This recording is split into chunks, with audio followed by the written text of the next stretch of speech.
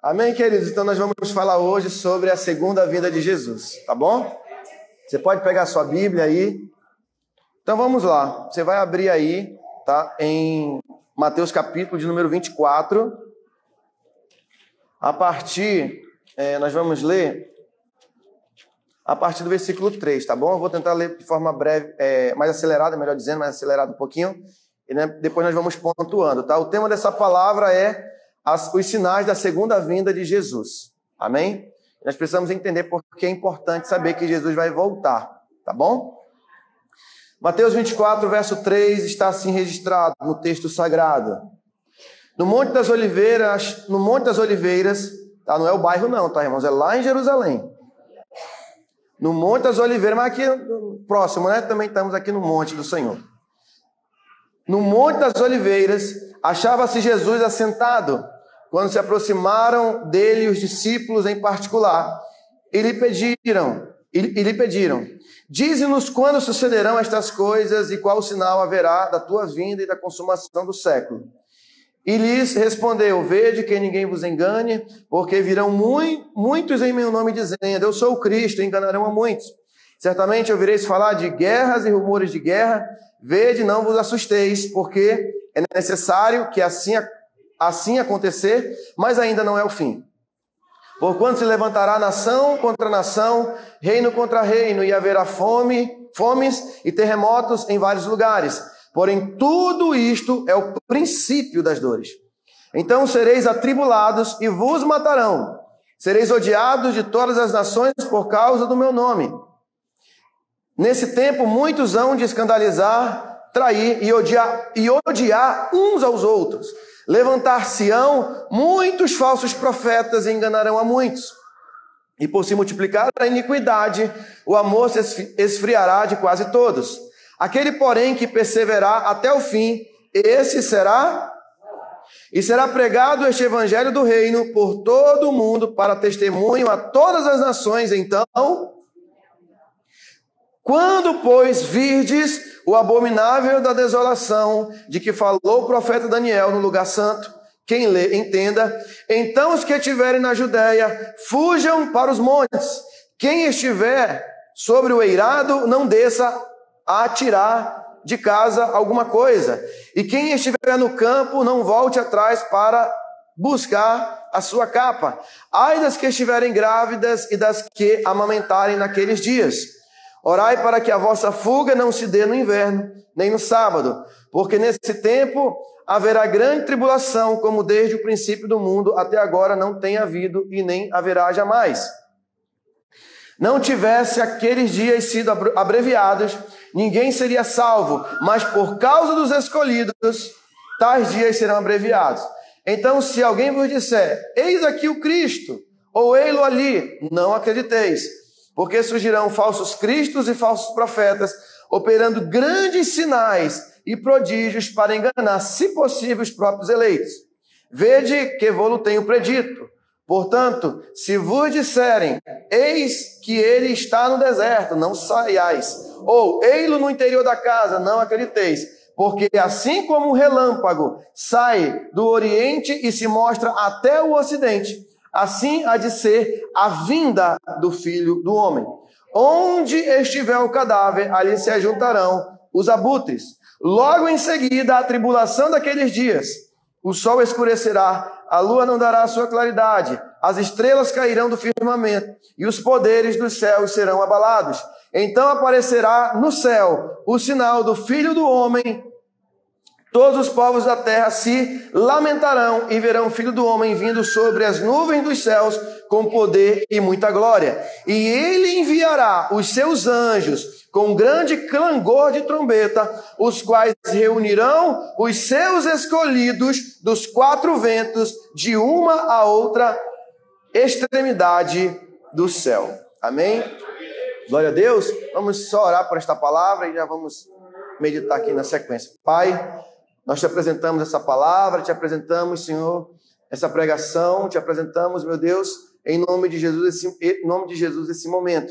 Que tu possas, Pai, nos conduzir, nos direcionar em toda a palavra, que o Senhor abra os nossos olhos para que possamos contemplar as maravilhas da tua palavra. Senhor, nos ajuda, que a tua palavra ela possa tomar o nosso coração neste momento. Meu Pai, que a tua palavra nesse momento que seja liberada, meu Pai, venha nos trazer cura, restauração, esperança e mudança de vida. Pai, é assim que nós te pedimos e te agradecemos. Em nome de Jesus, quem crê, diga amém, amém. Aplauda o Senhor com alegria, porque o Senhor, Ele é bom. Amém? Podem sentar, queridos, em nome de Jesus Cristo? Fique à vontade. Bom, esse aqui é o que nós chamamos do sermão profético do Senhor Jesus. E é importante nós entendermos algo sobre o sermão profético e que está ligado com a vinda do Senhor. Lá em Atos, capítulo de número 1, Jesus ele é levado aos céus. E os discípulos perguntam, né? Senhor, mas não é nesse tempo, né? Ou melhor, antes do arrebatamento, Senhor, não será nesse tempo que tu restauras o reino a Israel? E depois de alguns diálogos ali, ele é arrebatado aos céus e eles ficam contemplando Jesus sendo elevado aos céus. E eles ficam olhando e os anjos falam, olha, por que vocês estão olhando para o céu, né? Tipo assim, por que vocês estão meio que sem entender o que está acontecendo? Ele fala, esse mesmo Jesus, que ele foi elevado aos céus, da mesma forma ele há de vir. Então, crer no retorno do Senhor é muito importante para nós. Quando o cristão ele tem uma compreensão que Jesus ele vai voltar, ele procura viver uma vida mais prudente. E aqui eu não vou entrar no mérito das discussões escatológicas de como vai acontecer, se vai ou não vai, se é antes, se é depois. Porque o fato é que ele vai voltar. O Senhor ele vai voltar, isso está claro na palavra de Deus. A parábola no capítulo 25, que fala das 10 virgens, fala sobre isso, de que Jesus vai voltar. As 10, elas tinham as lâmpadas, tinham ou não tinham? Tinham, só que 5 estavam aguardando, aliás, as 10 tinham, né, as lâmpadas, e as 10 estavam ou não estavam aguardando a vinda dele? Estavam. Só que a diferença é que 5 aguardavam a vinda e estavam preparadas. 5 aguardavam, mas não estavam preparados. Esse que é o segredo. Então, como nós não sabemos a vinda de Jesus, nós devemos estar preparados. Tem até uma história que um rabino certa vez contou para os seus discípulos. Ele falou assim, olha, por favor, não sei como é que vocês estão vivendo, mas no último dia da vida de vocês se arrependam. Não vivam, não deixem de se arrepender no último dia da vida de vocês. Aí eles ficaram encucados e falaram assim, mas mestre, me diga uma coisa, mas eu não sei qual é o último dia da minha vida. Ele falou, então se arrependa hoje. Entendeu? Então, ele quer dizer, então viva como se hoje fosse o quê? O seu último dia. Na verdade, nós devemos viver nessa perspectiva, como se hoje fosse o meu último culto. Porque senão, o que acontece? Nós vamos viver o quê? Sem esperança, displicentes, né? E aí, queridos, que elas foram pegas de surpresa. Não é assim que, se você por um momento não vigiou, aí Jesus vem assim. Não, não é dessa forma. Mas nós devemos ter uma vida que todos os dias estamos vigilantes e o quê? Buscando sempre arrependimento e estarmos sempre voltando para o Senhor. Porque aí nós não seremos pegos, né, de surpresa. Então, a esperança da vinda de Jesus é algo que eu e você precisamos ter todos os dias da nossa vida. Isso nos alegra, deve nos alegrar, porque vai ter um tempo, irmãos, que tudo vai ser maravilhoso, tudo vai ser perfeito. Amém? Tudo vai ser o quê? Tudo vai ser maravilhoso, tudo que nós estamos vivendo aqui. A gente não vai nem lembrar daquilo que nós vivemos, né? As dificuldades, as lutas. Vai ser como num estalar de dedos. Amém? Então tudo vai ser transformado. Você já imaginou? Eu lembro da história, vendo a história dos mártires da igreja, tem um livro muito bom, A História dos Mártires. O autor, não lembro o primeiro nome, mas um dos sobrenomes dele é Fox. E ele fala sobre os mártires da igreja. E você vê quando Paulo é abandonado por todos ali. Inclusive tem um filme, né? Paulo, o Apóstolo, eu recomendo você assistir. E ele estava exilado já lá em Roma, minha pastora Luzenilda, e ele sabia que ele ia morrer, ele fala, encerrei a carreira, guardei a fé, e agora a coroa da vida está me aguardando. E aí ele deita ali para ter a cabeça cortada, ele pega, ele olha um pouco para o céu, e aí o seu executor, né, e decapita, né, o apóstolo Paulo ali. E aí é drástico isso, né? Mas pensa por um segundo. Quando o apóstolo Paulo abriu os olhos espirituais, onde que ele estava? Ele fala, até arrepia, ele fala lá em Coríntios, a minha vontade é de continuar com vocês, mas eu estou dividido porque eu anseio de partir e estar com Cristo, que é incomparavelmente melhor. Então, aquele foi uma dor rápida que ele sentiu, mas quando ele abriu os olhos, ele estava numa paz, irmãos, que é incomparável, é inimaginável essa paz, essa alegria, essa satisfação. E praticamente todos os apóstolos foram mártires, né? O que é um mártir? O nome mártir significa testemunha. Ou seja, por isso que no Antigo Testamento a testemunha falsa, ela tinha que morrer ela tinha que ser apedrejada, se ela fosse descoberta que ela estava mentindo. Ou se, por exemplo, ela falou bem assim, esse aí ele está sendo acusado de ter feito algo. E aí a testemunha falsa está depondo que ele fez uma coisa que não fez, e quando é descoberto que está mentindo, aquela pena que seria para que ele seria condenado passa para a testemunha. Então, para você ver como que ser testemunha é algo tão forte. Então, a palavra mártir, trazendo para o lado positivo aqui também, eles criam tanto que Jesus era o Messias, do que eles tinham vivido com Jesus, que eles estavam dispostos a morrer por Jesus. Não é verdade? Então, uma testemunha é isso, ela vai, mas depois ela está colocando a vida dela. Não, eu vi o fato, isso aqui aconteceu. Então, como diz Pedro, né, eu não posso deixar de falar daquilo que eu tenho visto e ouvido da parte do Senhor. Então, nós somos chamados para testemunhar desse grande Senhor que fez uma grande obra na nossa vida. Então, saber que Ele vai voltar é a certeza de que Ele está vivo em mim. Amém? Que Ele intercede por nós nesse momento. Que Ele é o nosso advogado fiel, né? Que está ali para nos ajudar a sermos pessoas melhores a cada dia. Então, existem alguns sinais que estão envolvidos na segunda vinda de Jesus. E no versículo 14 do capítulo 24, ele fala que haverá uma grande pregação, né? Onde muitos irão anunciar o evangelho, no versículo 14, né? Que diz, o evangelho será pregado, esse evangelho do reino será pregado por todo mundo para testemunha a todas as nações, então virá o fim. Então, alguns dos sinais da vinda de Jesus é a pregação do evangelho. Por isso que nós não devemos deixar de falar do amor de Deus. Se você não pode ir lá na África, se você não pode entregar a sua vida lá na Coreia do Norte, na China, desses países onde os cristãos não são bem-vindos. Né? Exceção aqueles ali, mas esses outros que estão aqui na lateral, são países onde os cristãos não são bem-vindos nesses locais. Onde eles são, inclusive, colocados a morrer por conta do evangelho, sofrer, serem boicotados, serem, por exemplo, marginalizados, se descobrirem que são cristãos, serem expulsos. Né? Então, nós podemos perceber que se eu não posso ir nesses países, mas eu tenho que cooperar com a pregação, eu tenho que investir os meus recursos, eu tenho que falar, por exemplo, como eu disse, nós não podemos ir, mas aonde eu estiver, falar do amor de Deus, porque isso é um sinal da segunda vinda de Jesus. Quando um irmão sai do caminho da presença de Deus, eu falo, meu irmão, volte para os caminhos, porque vai vir um tempo que Jesus ele vai voltar. E se ele não voltar de forma literal, no meu tempo, mas no dia que eu partir deste mundo, é o meu arrebatamento. E aí eu vou me encontrar com o Senhor. E eu pergunto hoje para você, como é que está a sua vida? Se Jesus viesse agora, será que nós subiríamos? Será que nós nos encontraríamos com o Senhor? Será que nós podemos dizer, de fato, eu seria salvo? Não pelas minhas obras, mas porque Ele me perdoou e eu tenho procurado andar nos caminhos dEle. Será que hoje, se Jesus hoje, Ele requeresse a sua alma hoje, para onde a sua alma iria? Será que Ele ia pegar pessoas que ainda já era para ter casado e não casaram? Será que Jesus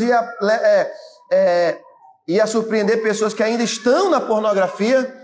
Será que Jesus iria surpreender pessoas que está saindo dos seus lábios, como o pastor Dani falou, palavras ainda de ofensa, palavras que não são para ser faladas, como que Jesus ia encontrar a tua vida hoje? Será que Jesus encontraria alguém que pelo menos está tentando ser uma pessoa melhor no espírito, está buscando a presença dele? Como é que Jesus ia encontrar a sua vida hoje? Então, a palavra de hoje ela está falando muito sobre isso. Será que Jesus encontraria um coração sincero? Dizer, Senhor, eu pequei, eu falhei. E dizer, Senhor, mas me restaura, me transforma, eu quero ser uma pessoa diferente. Como é que Jesus ia encontrar os corações hoje? Isso é muito importante. Será que os nossos filhos ficariam, né? Será que a nossa família seria levada com o Senhor? Como é que nós estaríamos hoje? Eu quero que você pense a respeito disso. Então, um dos sinais da segunda vinda é nós anunciarmos o Evangelho. A igreja precisa anunciar o Evangelho do reino. Um outro sinal, minha pastora Luzenilda, é que Jesus está vindo. Claro que eu posso falar de vindo, pode ser no sentido mais que ele vai vir no momento certo, e não talvez como se ele tivesse pegado um transporte e está a caminho necessariamente, mas é no sentido de que ele vai chegar um tempo que o Pai vai dizer, agora, meu filho, você pode ir, que agora vai ser a consumação dos séculos. E aí, a partir do versículo de número 9, 10, 20, 22, ele vai falar de outros sinais que falam da vinda de Jesus, e um dos sinais dessa vinda é a oposição que as pessoas têm a Deus e ao seu povo. Você acha que as pessoas elas querem Deus aí? Quando você sai por aí, você percebe que pastor, ora por mim, eu quero Deus. É assim que as pessoas estão aí na rua? Meu irmão, para trazer uma alma, meu evangelista Maria, é só o sangue. Olha quantas cadeiras tem vazia. Tem culto de Santa Sé que o crente ainda falta. O culto de Santa Sé, meu pastor Sandro, que é o culto principal da igreja, porque ele fala, fazer isso em memória de mim. Se a pessoa não entende isso, aí está difícil. É um mandamento, é uma ordenança para o corpo de Cristo. Fazer isso em memória de mim. Então, existe oposição sim. As pessoas elas não vêm a Deus porque elas querem Deus. Elas estão vindo por outros interesses. Talvez só porque quer fazer uma média ou porque quer prosperar, mas não vem porque amam o seu Senhor. E um dos sinais, minha pastora Luzenilda, é essa oposição. Você já teve essa experiência de falar de Jesus para as pessoas, ela até assim, mas elas se decidem por Jesus? Não. O mundo ainda fala muito forte. Eu até falei de sábado de manhã, o evangelista Sidney falou para nós lá no NEF, que conheceu uma pessoa na rua que vinha murmurando, falando assim, meu Deus, falou assim, esse negócio de falar só de Deus, meu Deus, todo mundo falando de Deus, hein? A mulher incomodada porque se falava de Deus. Então, existe ou não existe nesse mundo oposição a Deus? Existe. Outro sinal, as pessoas também se opõem a nós, que falamos do Evangelho. Quando você está pregando, falando, as pessoas elas criam até antipatia a você. Às vezes você não falou nada, mas as pessoas já não gostam de você. Esse é um sinal da vinda dele, a oposição ao reino, né? Outro sinal da vinda dele, que diz aqui, haverá tribulação. Verso 9, 10, 21 e 22 fala da tribulação que vai acontecer, né? Tribulações que nós já vivemos também, muitas tribulações nesse mundo, vivemos ou não vivemos? Vivemos. É claro que aqui temos dois aspectos, pode ser tanto a grande tribulação, como também o quê? As tribulações que nós vivemos também. Às vezes nós já vivemos tribulações simplesmente porque servimos a Deus. Você que aceitou Jesus, entenda uma coisa, existe um inferno contra você, porque de que reino nós fazíamos parte antes? Paulo diz que fazemos parte do reino das trevas e saímos de lá. E as trevas, irmãos, já montaram um exército para trazer você de volta para lá. É ou não é verdade? É. Porque o pecado, ele é prazeroso. Só que o pecado é como um suco envenenado. Você toma aquele suco gostoso, mas se você colocou um veneno, chumbinho ali, daqui a pouco a pessoa morre. Até bom, mas não sabe o que tem dentro. O pecado é assim. As consequências do pecado é muito amarga. E nós temos falado dia de sábado aqui sobre escolher a bênção, né, no lugar da maldição. Deus fala, escolhe a bênção para que você prospere, para que você avance. Não é verdade? Outro sinal, minha pastora Terezinha, sobre um sinal da vinda de Jesus. Apostasia. O que é apostasia? Nós temos aí no versículo... Apostasia no versículo 4, 5, 23 e 26, do capítulo 24 de Mateus ainda aí. Então fala sobre a apostasia. O que é apostasia? A pessoa veio na igreja, aceitou Jesus e ela sai da presença. Ela está apostatando da fé. Mas mais ainda também é aqueles irmãos que outrora pregavam o evangelho, mas hoje pregam contra aquilo que outrora pregavam. Exemplo, só para você entender. No mundo gospel, nos cantores gospels, quantos vocês viram pregando no altar, louvando a Deus? E como é que está a vida hoje de alguns cantores aí? Eles viraram até de gênero. Então, negando a própria palavra, apostataram da fé. Pastores vão apostatar da fé. Você já viu pastores se desviando? Irmão, eu vejo quase todo dia pastores se desviando. Um líder desses dias, de uma denominação, me ligou e falou que já tá até querendo tirar até a própria vida, que nada dá certo. Eu falei, meu irmão, não faça isso, meu irmão. E tudo aquilo que você pregou no altar, onde que você colocou, meu irmão? Não, pastor, porque não dá certo, eu já tentei, sabe, tudo que eu faço dá errado. Eu falei, meu irmão, você tem que ser mentoreado, você precisa ser aconselhado. Vamos, venha comigo, vamos conversar, vamos entender sua situação. Quer andar sozinho? Quer andar, é como se não existisse ninguém para ajudar, e dá nisso. Quer andar sozinho? Quem quer andar sozinho vai se quebrar todinho, irmãos, porque eu preciso de você, você precisa de mim. A coisa mais linda, irmãos, no evangelho é a amizade que existe verdadeira entre nós, de família. Irmãos, é ou não é maravilhoso você ter uma família unida? Poxa, que coisa maravilhosa, irmão, você ter sua família. Você ter irmãos que você ama, que lhe ajudam, que lhe aconselham. Isso é bênção, irmãos. O mundo não tem isso, não. O mundo tem quando você tem dinheiro para pagar rodada, para você estar ali paparicando, né, meu evangelista? O mundo é assim. Quando você tem, aí te paparica. É assim, mas se for aquela amizade verdadeira, você só encontra na igreja, mas também na igreja que tem servos de Deus, que realmente ama, aí você vai encontrar. Mas desencane, perfeito ninguém será. Mas você vai ter pessoas que, na misericórdia do Senhor, vão lhe ajudar. Amém? Então, esse é um sinal da vinda dele, né? Apostasia. Outra coisa, outro sinal. Versículo 12 e 13. Depravação moral. Olha o que diz o versículo. Cadê? 12 e 13. Que diz assim, ó. E por se multiplicar a iniquidade, o amor se esfriará de quase todos. Aquele, porém, que perseverar até o fim, esse será salvo. Existe ou não existe uma depravação? Irmãos, esses dias agora eu vi a mãe de uma criança colocou chumbinho no iogurte da criança, irmãos. Aquele caso bárbaro aqui em Manaus, que eu nem sabia, a Polly estava me contando, aposta, eu não soube o que aconteceu, eu nem soube, que o pai lá, irmão, rasgou a barriga da mulher e meu Deus, irmãos, ai Jesus, irmão, não tem mais amor, sabe? O amor que eu estou falando, irmãos, é o amor ágape, não é o amor eros, o amor só de sexo, né?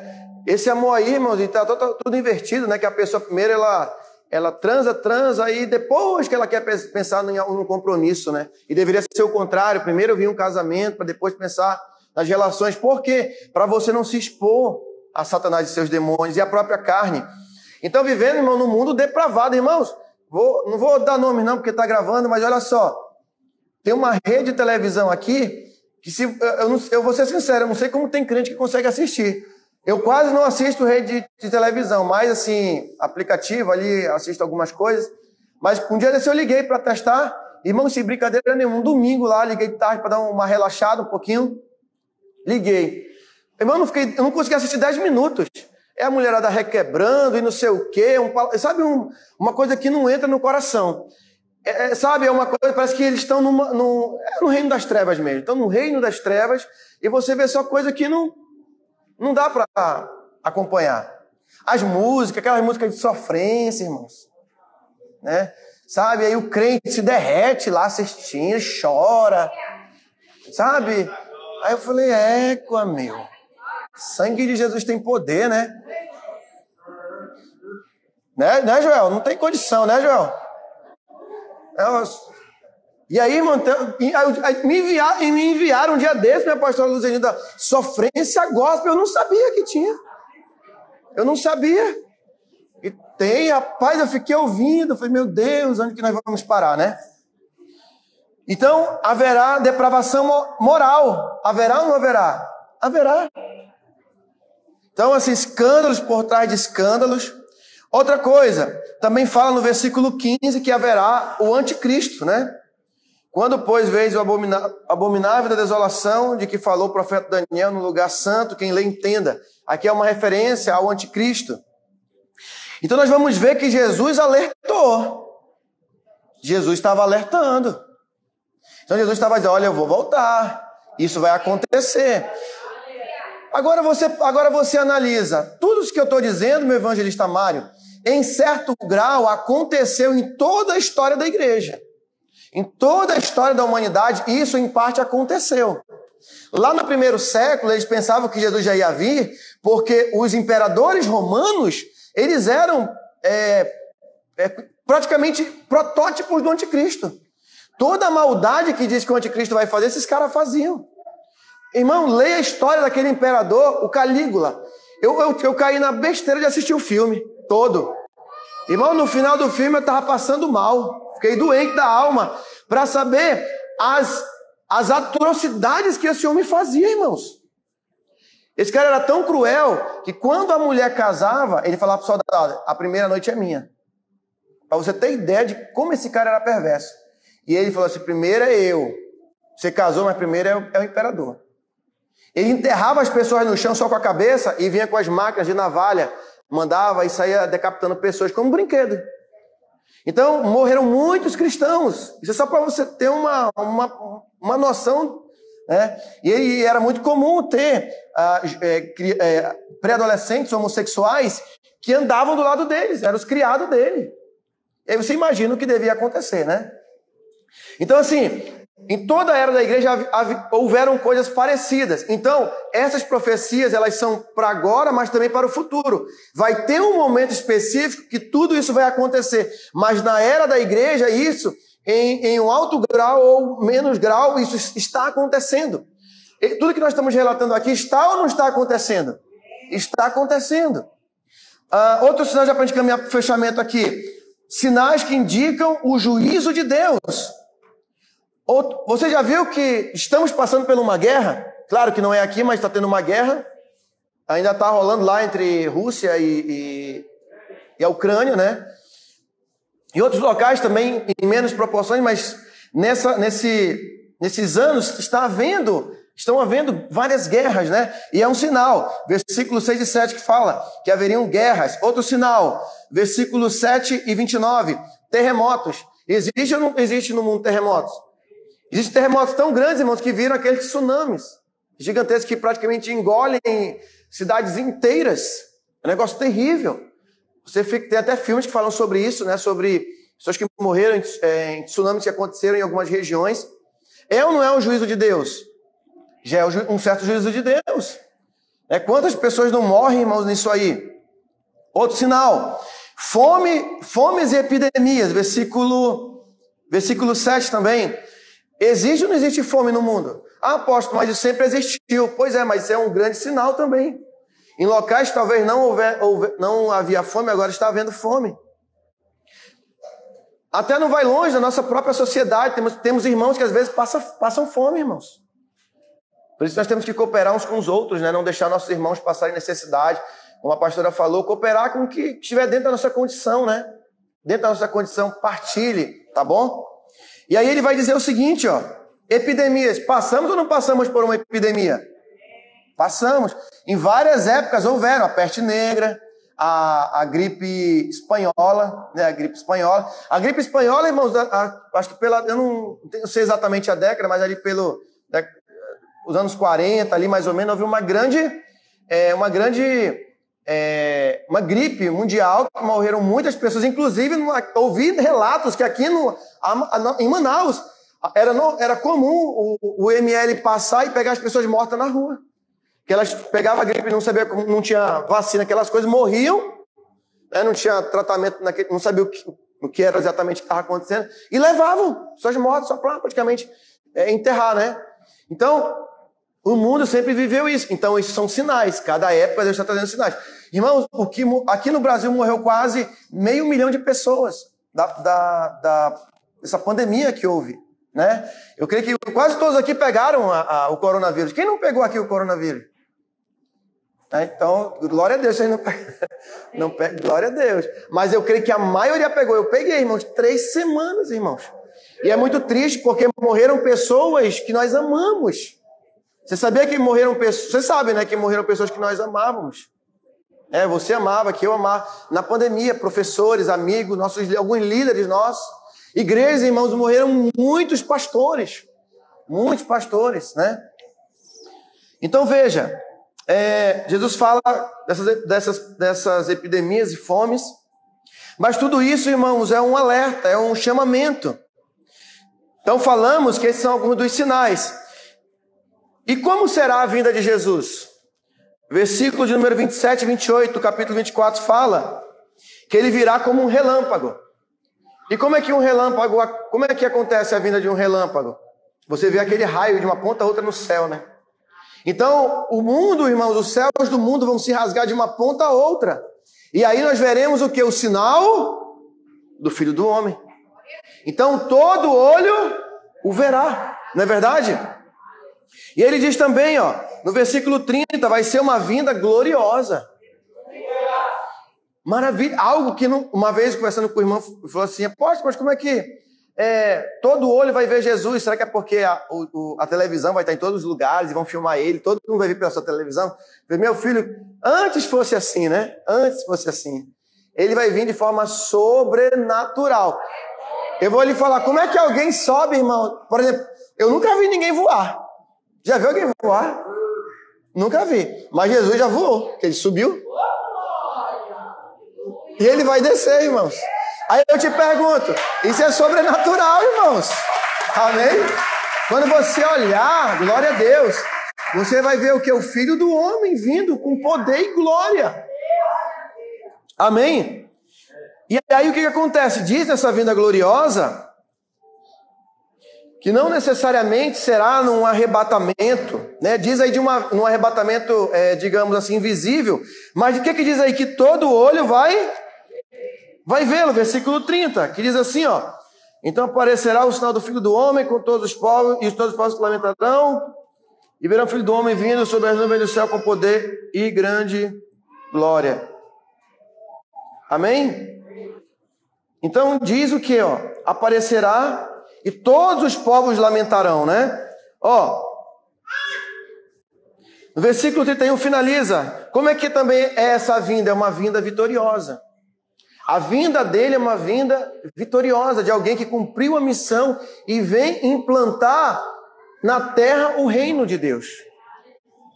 Então eu quero dizer para você hoje, trazendo esperança ao seu coração, que ele vai vir. E eu pergunto para você, os sinais estão acontecendo? Estão ou não estão? Famílias estão ou não estão? Muitas estão se acabando. São sinais. Mas uma coisa eu digo para você, nós somos as vozes que vamos levar a mudança para essas famílias, para essas pessoas. Para mostrar que o Senhor ele é misericordioso e na sua vinda, Ele quer que todos estejamos lá com Ele. Sim ou não? Sim. E eu pergunto para você, como é que você está se preparando para a vinda dEle? Isso é uma esperança, irmãos, que deve alegrar o nosso coração todo dia. Amém? É uma esperança que deve alegrar todos os dias o nosso coração. Eu fico curioso porque os apóstolos, eu não sei como é que eles entendiam isso, de saber que ele iria vir. Eu acho que eles pensavam que seria algo já meio que momentâneo, porque antes desse capítulo ele fala que Jerusalém seria destruída, o templo seria destruído. E eles deveriam estar pensando, poxa, mas se o reino se vai acontecer isso, como é que isso vai acontecer, Senhor? E Jesus começa a relatar tudo isso que nós falamos agora. E eu creio que os discípulos ficaram por um momento encucados. Poxa, mas como isso vai acontecer? Então, no decorrer da sua vida, você vai perceber esses sinais. Do que está acontecendo, tudo que está acontecendo é um sinal que Jesus ele está às portas. E precisamos pregar o Evangelho e nos santificar. Ele vai dizer o seguinte, que nós devemos andar em santificação, porque sem em andar em paz, porque se nós não preservarmos isso no nosso coração, ninguém verá o quê? O Senhor. E nós queremos ver o Senhor, seja nesse dia que Ele virá, onde subiremos até os céus, os mortos ressuscitarão primeiro, nós, os vivos que ficarmos, seremos transformados e seremos elevados até os céus, para o encontro do Senhor nos ares. Você vai ser, se você nunca voou, você vai voar. Você sabia disso? Você vai voar. E vai ser tremendo. Eu acho que eu não vou ter medo de altura, irmãos. Eu não vou ter medo de altura. Sabe por quê? Porque eu vou receber um novo corpo. Esse aqui tem medo, mas o novo corpo não tem. E nós vamos subir, irmãos, e descer em glória. Nós vamos descer triunfantes. Porque é assim que chega um rei junto com seus servos. Triunfante, porque ele é bom. Amém? Só aqueles que vão descer no arrebatamento em glória com ele. Fiquem de pé em nome de Jesus, para nós participarmos da ceia do Senhor.